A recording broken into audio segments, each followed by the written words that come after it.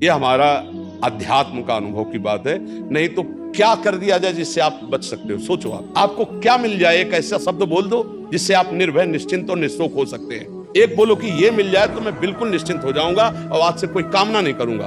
बोलो, कोई एक बात बोलो। नहीं बोल सकते। आज हमारे बच्चों में बहुत जल्दी इतना सोचने की क्षमता आ गई है कि अब तो यार जीवन किस काम का। कहीं कोई ब्लैकमेल कर रहा तो जीवन, अरे हमें लड़ना है। ये जो बच्चा बोल रहा है कि हम भयभीत हो जाते हैं, हम शोकित हो जाते हैं, हम आगे, ये नकारात्मक सोच ही तो है। क्यों है? क्योंकि आधार नहीं है। आधार हो तो फौरन उसकी काट है। भगवान है ना, प्रभु है ना, ऐसा कैसे हो सकता है? हम उनका भजन करते हैं, हम उनके आश्रित हैं, ऐसा कैसे हो सकता है? महाराज जी, ये तो सोच रख लिया और इससे हम पार भी हो गए। महाराज जी, फिर जब असफल हो जाएं उसके बाद हमारा क्या मान्यता रहनी चाहिए? सही बात पूछो तो जब आप ऐसा करोगे तो असफलता में सफलता का ही आनंद अनुभव में आएगा। सकारात्मक सोच ही जीवन का सुख है। नहीं तो दुख और सुख और जय और पराजय ये टिकाऊ नहीं है। जैसे दिन टिकाऊ नहीं है, ऐसे रात टिकाऊ नहीं, ऐसे सुख टिकाऊ नहीं है, ऐसे दुख टिकाऊ नहीं। कोई सदैव विजयी नहीं रहता, कोई सदैव हारता नहीं, कोई सदैव सुखी नहीं रहता, कोई सदैव दुखी नहीं रहता। ये क्रम चलता रहता है। दुख के अवसर पर हमें हमारे विचार बचाते हैं हमको। अभी हम अपने विचार में अपने को बीमार मान ले तो हम कल से आने लायक नहीं रहेंगे। ध्यान रखना, हम आज अब भी नहीं मानते कि हम बीमार हैं। तो हमारी निगेटिव सोच जो है ये बिना भजन के नहीं जाएगी। और अगर ये बनी रही तो अरबों रुपया हो, खूब बड़ा पद हो, पति, व्यवस्था, पत्नी, सब कुछ हो, लेकिन नकारात्मक सोच तुम्हें चैन से नहीं रहने देगी। पक्की बात मान लीजिए। इसको सुधारना है तो सत्य पे आइए, धर्माचरण कीजिए, पवित्र चरित्र रखिए और नाम जप कीजिए। आपकी सोच बदल जाएगी। देखो, आपकी सोच अच्छी है तो आप थोड़ा कम पैसे वाले भी है ना, गरीब भी है, तो मस्त रहेंगे। सोच सही नहीं है तो चाहे आपके पास अरबों रुपया हो, आपका जीवन नरक जैसा रहेगा। क्योंकि आपकी सोच अशांति, कलह, नाना प्रकार की वासनाओं में, खेल में फंसाकर आपको नष्ट कर देगी। तो हमें लगता है कि बिना अध्यात्म के चिंता, भय, शोक इसका दूर होना बहुत कठिन है।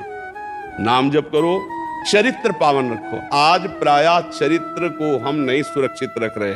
ये समझ लीजिए कि चरित्रवान के पास ऐश्वर्य चरण चूमता है।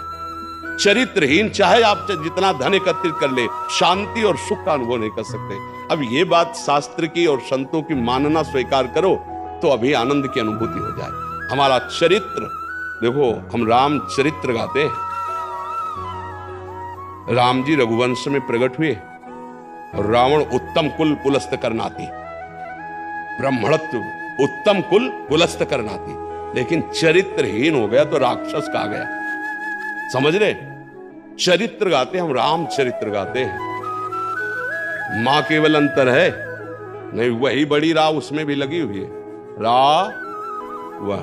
रा मां, वही भगवद अंश है, जय विजय और कोई दूसरा नहीं है। ये लीला करके दिखाया कि एक चरित्रहीन हो गया तो राक्षस है, चरित्रवान वही भगवान। सब में भगवान है, वही अब लीला कर रहे हैं। देखो, हम अपने चरित्र को पावन रखें, हम धर्म से चले, नाम जप करें, तो अब कहीं भी आपके अंदर नकारात्मक भाव आपको परास्त नहीं कर सकता। ये हमारा अध्यात्म का अनुभव की बात है।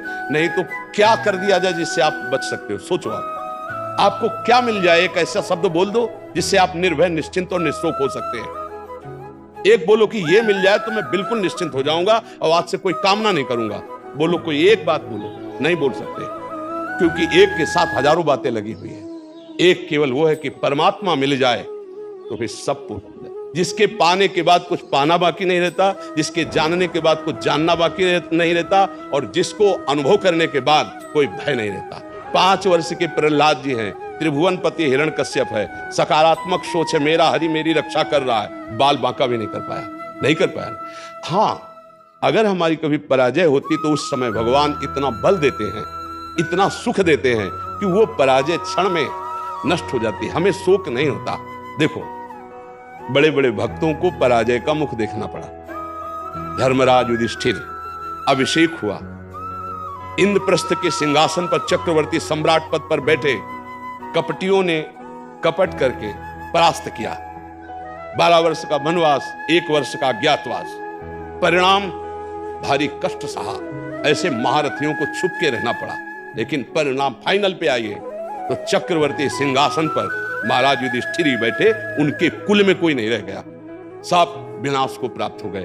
तो हमें लगता है धर्माचरण, भगवद आश्रय, पराजय कभी होती भी है तो वो विजय की ही आशा पुष्ट करती है, और भगवान इतना बल देते हैं कि पराजय उसे दुख नहीं दे पाती है। तो इसलिए हमें नाम जप करना चाहिए, भगवद आश्रित होकर के अध्यात्म को समझना चाहिए। आज हमारे नवीन बच्चे अध्यात्म को नहीं समझ रहे, तो बड़ी आचरण में बड़ी अपवित्रता आ चुकी है। आप देख लीजिए कैसे कैसे गंदे अपने जीवन को इन अवगुणों से युक्त कर लिया गया, व्यसन, व्यभिचार, अब ये अध्यात्म का ज्ञान ना होने के कारण अपना नाश कर रहा है।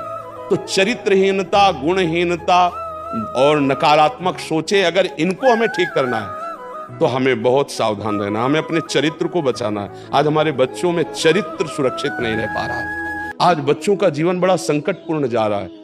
बात पक्की समझना, हमको जब ऐसी बात आती है तो हम दुखी होकर के बोलने लगते हैं कि आज हमारे राष्ट्र का जो ये नवीन भविष्य है, ये संकटपूर्ण परिस्थिति में जा रहा है। गर्लफ्रेंड, ये बॉयफ्रेंड, ये व्यसन, ये इनको चैन से नहीं रहने देंगे। नवीन अवस्था के बच्चे हैं, जब गंदे आचरणों में फंस जाते हैं, अब उनको ब्लैकमेल किया जाता है, वो अपने माँ बाप से बता नहीं सकते कि दूसरे से कहने घुटते रहते हैं, और अगर ज्यादा घुटन आ गए तो अपने आप को। तो इसलिए हमें लगता है अध्यात्म को समझा जाए और नाम जप करते हुए चरित्र पावन रखा जाए। आपका इसमें कोई संशय? हाँ, आप अच्छे आचरण वाले बने, खूब नाम जप करें और धैर्यपूर्वक विश्वास रखें कि भगवान मेरे साथ हैं। अगर कभी ऐसी